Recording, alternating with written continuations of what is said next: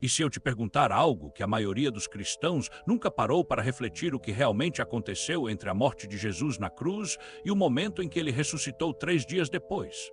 A Bíblia é extremamente silenciosa sobre essas 36 a 40 horas. Mateus, Marcos, Lucas e João pulam direto da crucificação para o túmulo vazio no 3º dia. Quase nada é dito sobre o que o Filho de Deus fez enquanto seu corpo estava no sepulcro. Mas existe um texto antigo, dramático e extremamente influente que tenta preencher esse silêncio absoluto. Um evangelho apócrifo que descreve Jesus descendo ao mundo dos mortos não como uma alma fraca ou vítima, mas como um rei conquistador que quebra portões, derrota o príncipe das trevas e liberta almas presas há séculos. Esse texto é o Evangelho de Nicodemos, também conhecido como Atos de Pilatos, descida de Cristo ao inferno. Neste vídeo, vamos mergulhar profundamente nessa narrativa proibida, ver trechos quase literais, entender seu impacto na arte, liturgia e teologia cristã e refletir sobre por que ele nunca entrou na Bíblia oficial. Se você acha que já sabe tudo sobre a Páscoa, prepare-se. Essa história pode mudar sua visão para sempre. Antes de entrarmos no Evangelho de Nicodemos, é importante entender o que os 4 evangelhos canônicos realmente dizem, ou melhor, o que eles não dizem.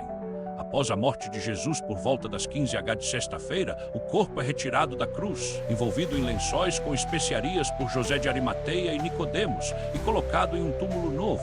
Uma grande pedra é rolada na entrada. Guardas romanos são colocados para vigiar. No sábado, dia de descanso, silêncio total. No domingo de manhã bem cedo, as mulheres vão ao túmulo e encontram a pedra removida e o corpo desaparecido. Mateus menciona brevemente que muitos corpos de santos que haviam dormido ressuscitaram após a morte de Jesus, mas não explica onde eles estavam nem o que aconteceu. Pedro fala que Jesus, morto na carne, foi vivificado no espírito, no qual também foi e pregou aos espíritos em prisão. Isso é o versículo mais próximo que temos de uma descida, mas é extremamente vago. O Credo dos Apóstolos, séculos depois, incluiria a frase famosa: foi crucificado, morto e sepultado, desceu aos infernos, ao 3º dia ressuscitou. Mas de onde veio essa ideia de desceu aos infernos? Muito dela vem exatamente do Evangelho de Nicodemos. O Evangelho de Nicodemos é um texto apócrifo cristão, provavelmente escrito em grego entre os séculos 4 e V, embora possa conter tradições orais mais antigas. Ele é dividido em 2 partes principais: Atos de Pilatos, um relato detalhado do julgamento, paixão e ressurreição, supostamente baseado em documentos oficiais romanos. Descida de Cristo ao inferno, a parte que mais nos interessa, o que aconteceu enquanto Jesus estava morto. O texto se apresenta como um relato feito por 2 homens ressuscitados, Carinus ou Leucius e Carinus, filhos do velho Simeão, aquele que segurou o menino Jesus no templo. Eles teriam morrido recentemente, ressuscitado com Jesus e contado à sinagoga o que viram no mundo dos mortos. A narrativa começa com José de Arimateia lembrando aos líderes judeus que esses 2 homens ressuscitaram. Eles são trazidos, juram silêncio sobre certos mistérios, mas recebem permissão para contar a descida.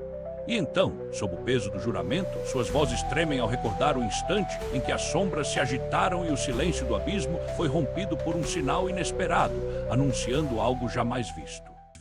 Eles começam dizendo: estávamos nós no inferno, em companhia de todos os que haviam morrido desde o princípio. À meia-noite surgiu nas trevas uma luz como a do sol.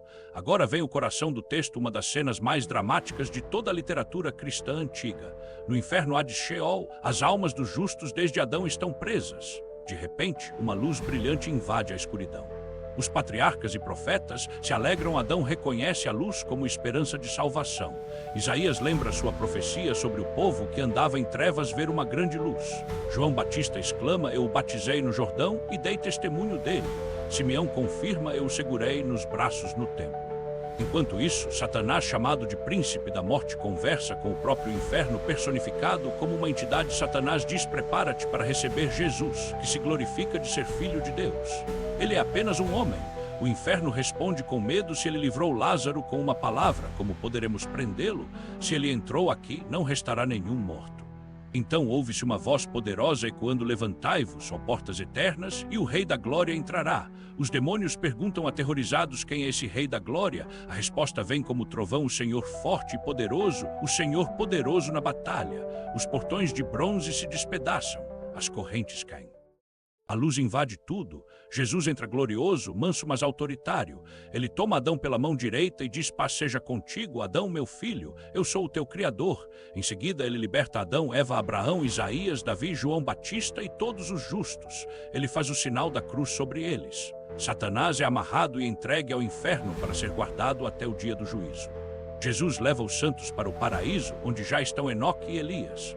No final, o ladrão bom crucificado com Jesus também aparece, cumprindo a promessa: hoje estarás comigo no paraíso. E então, como numa alvorada de libertação, os justos erguem suas mãos em júbilo, celebrando a vitória que rompe as trevas e anuncia um novo reino de luz e redenção. É uma invasão vitoriosa a primeira vez que alguém entra no reino da morte e sai levando cativos consigo. Mesmo fora do cânon, o Evangelho de Nicodemos moldou profundamente o cristianismo, inspirou diretamente o artigo do Credo dos Apóstolos: desceu aos infernos. Na Igreja Oriental, a descida ao inferno, chamada anástasis, é representada com mais ênfase que a própria ressurreição em alguns ícones. Na Idade Média, inspirou peças de teatro, hinos, sermões e crônicas. Artistas como Michelangelo, Giotto e muitos outros pintaram Jesus puxando Adão pela mão, quebrando as portas do Hades. A liturgia pascal até hoje ecoa frases como: Cristo quebrou os portões do inferno. Essa imagem deu esperança: a morte não é o fim. Cristo desceu ao lugar mais escuro e venceu, porque um texto tão poderoso e influente nunca entrou na Bíblia. Os pais da igreja consideraram que ele expandia demais a narrativa com elementos dramáticos e personificações. Havia medo de que virasse folclore ou mito pagão. Além disso, o foco principal do cristianismo primitivo era a ressurreição corporal no terceiro dia, não os detalhes do entre. Alguns manuscritos sugerem salvação universal dos mortos, outros apenas dos justos. Isso gerava controvérsias teológicas. Hoje, a maioria dos estudiosos vê o texto como uma dramatização simbólica para explicar 1 Pedro 3,19 e afirmar que Cristo venceu completamente a morte. O Evangelho de Nicodemos nos dá uma imagem poderosa entre a cruz e a ressurreição. Jesus não ficou parado.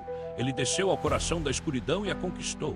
Seja essa narrativa literal ou simbólica, ela nos lembra que não existe lugar tão escuro onde a luz de Cristo não possa chegar, nem mesmo a morte. Talvez o silêncio da Bíblia seja intencional para nos convidar a contemplar o mistério. E o Evangelho de Nicodemos nos dá cores dramáticas para imaginar esse mistério. Deixa o like se essa história te tocou e se inscreve para mais conteúdo sobre textos proibidos e mistérios da Bíblia. A luz sempre vence. Até a próxima.